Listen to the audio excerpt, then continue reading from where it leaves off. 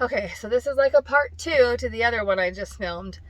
This one's going to be more kind of about like feelings and symptoms I've had since the surgery. So, I haven't had like a lot of pain at all. I'm in like a group chat with well, my doctor has a Facebook page, a private Facebook page, and then like someone on there said, "Hey, is anyone having surgery the week of Valentine's?" So like there's like 10 of us or so that all kind of got together and have this private group. So we're all kind of in like the same stages within a few days of each other, just so we can kind of chat and whatever, bitch and moan to each other. I do feel like some of the other people have had a lot more pain than I have, and some have had like no pain. So, and I feel like I'm kind of in the middle. As far as gas pain, I haven't had any, but like I said, I walked a lot. And like when I would get up and walk, like I said in the other video, I hardly ever saw anyone else walking. And when I did see them walk, they'd come out, like walk for, I mean, maybe 5 minutes most, and then go back to their room. When I was walking, I'd be walking for 30 to 40 minutes. Like I was walking.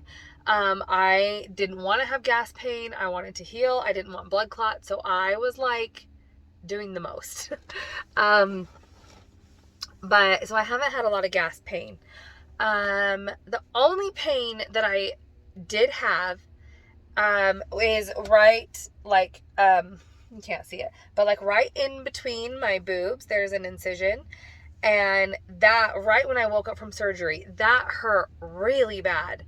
And I asked the nurse, and she's like, that's not your incision that hurts, that's where your stomach is meeting your esophagus, like that's around, like that's where your new stomach is, that's what's hurting is your stomach. And I'm like, your stomach's up that high? She's like, yeah.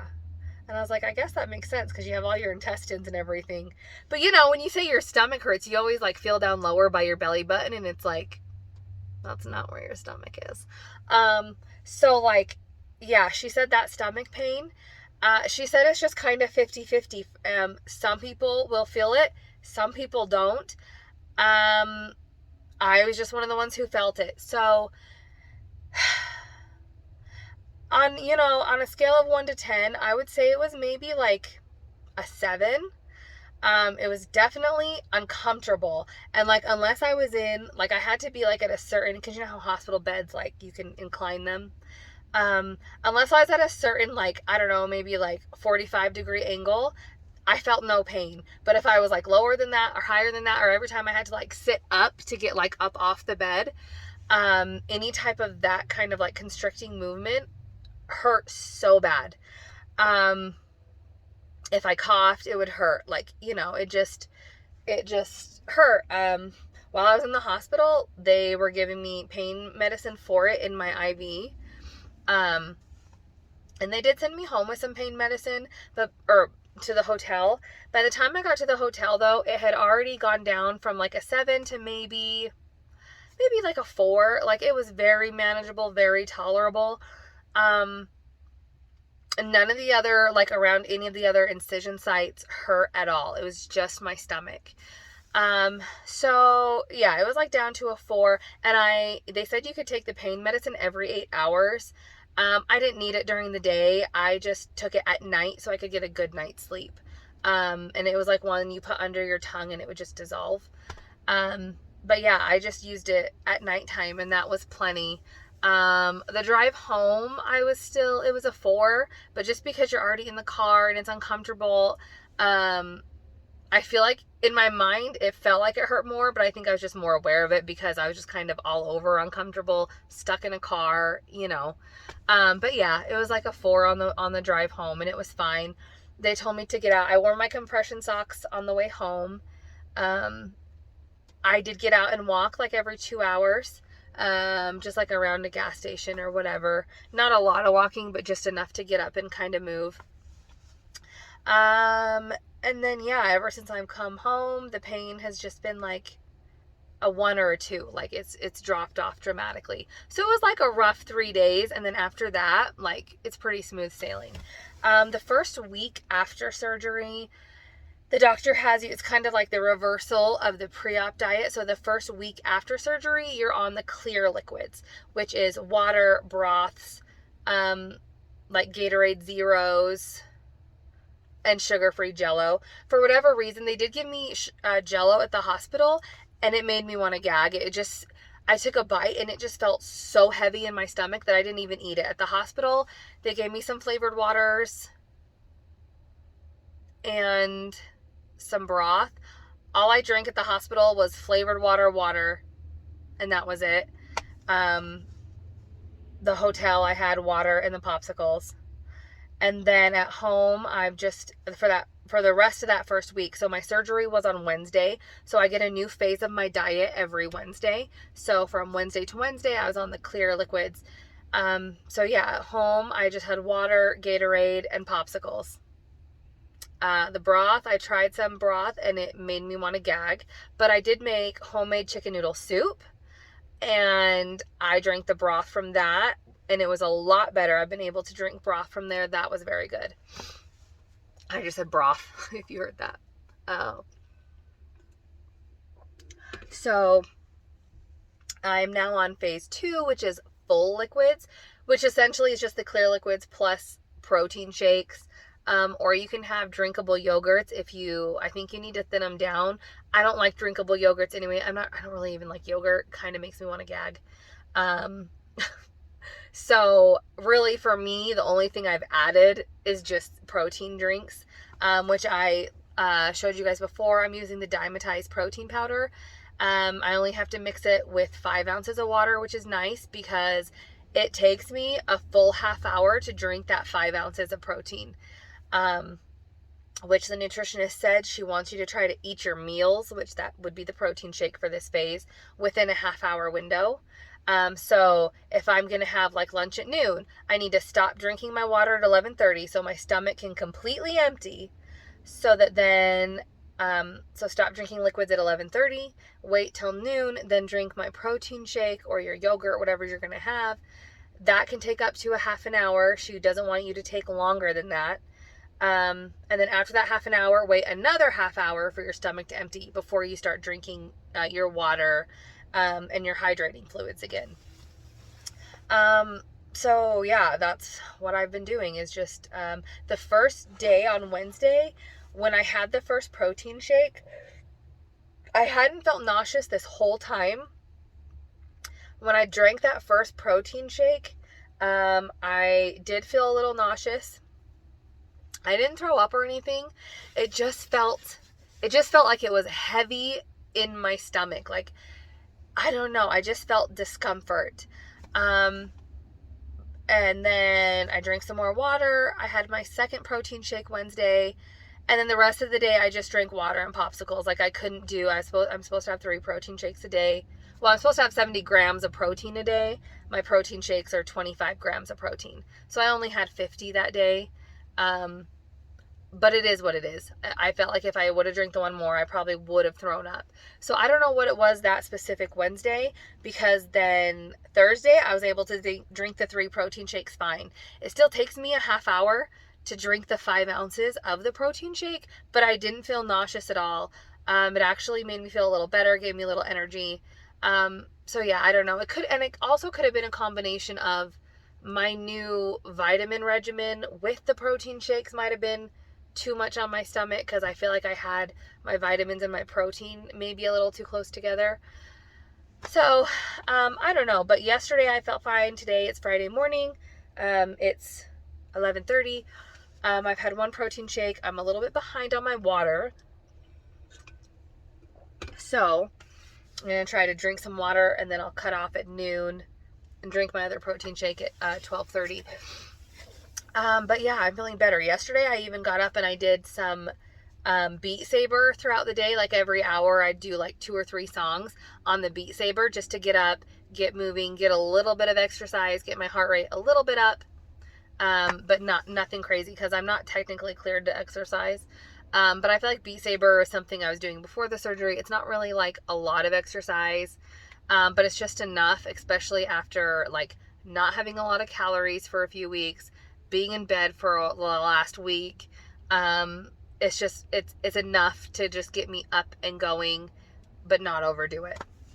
So I'm gonna be doing some Beat Saber this week, and then starting next Wednesday, I'll get to start adding in some I think it's like you start to get to add in like pureed foods.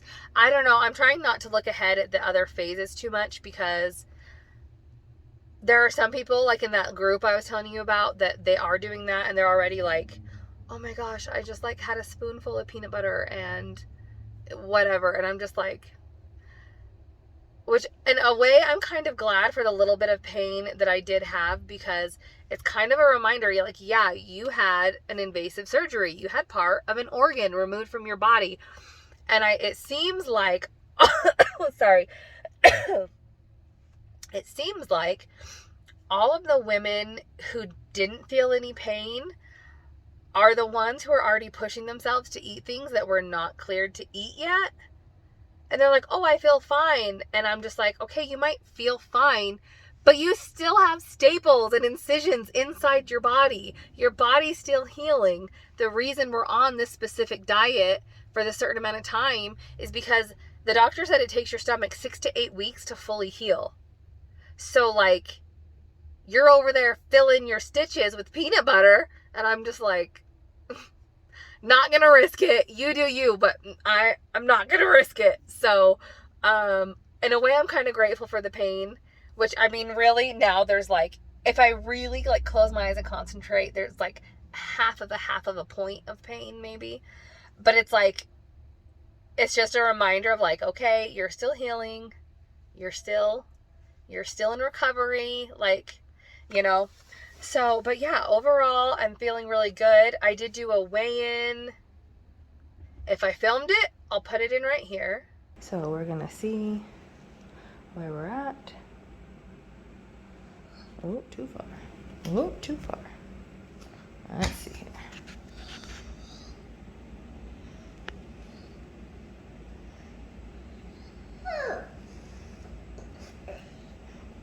So I lost like 7 pounds from surgery to now, which the doctor's like, some people don't want to weigh in the first week after surgery because we do fill you up with gas, we fill you up with a ton of fluids, you're traveling. So a lot of times, like if you weigh in, especially like a few days after surgery, you'll be up in weight and you'll freak out. So I waited till Wednesday. I lost just under 7 pounds. It was like 6.8 pounds or something, which is okay. I'm some of the people in that group, even the ones that are cheating, are like, I'm down 12 pounds in a week, and I'm like, lucky you. But that's okay. The reason I did this surgery is because my body is so resistant to losing weight. So if I lost 7 pounds in a week, I'm just gonna take it. So total from when I started the pre-op diet till now was I believe it's 26 pounds. I'll put the picture in.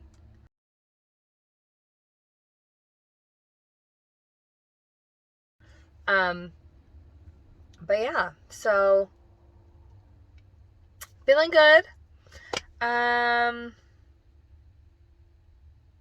don't really know what else to say. Yeah. Thanks for watching. Just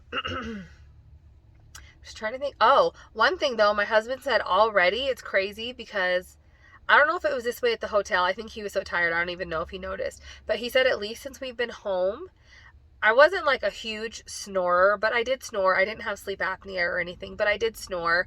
And I did wake up a lot during the night. And I always thought it was just because I was thirsty or I had to go pee or whatever.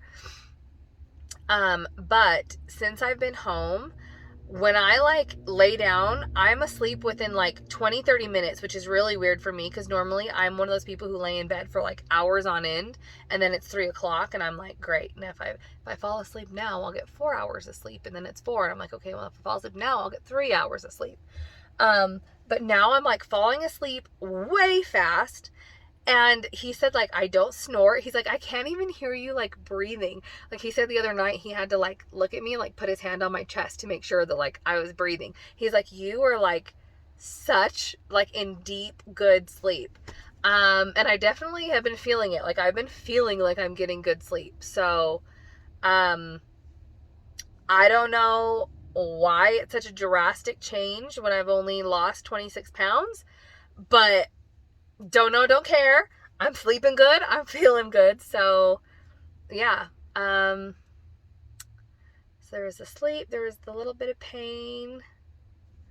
I think that's it for now, guys. So if you have any other questions about anything, feel free to ask me. I'm an open book. I did take a clip of my incisions 1 week out of the surgery. I don't know if you want to see that. So I'll put it right here in the end. So after I say goodbye, the next little clip is going to be my incisions a week after. I can't quite like scrub my stomach yet because of the scabs. So there, and I had some type of allergic reaction to the adhesive. Like, you know how there's like the Band-Aid pad and then around it there's the sticky. I had like an allergic reaction to the adhesive. Oh, it's almost time for me to go pick up my kids.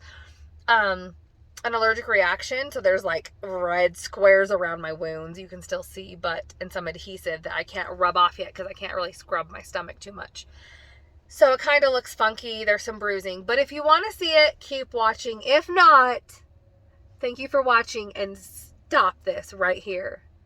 You've been warned.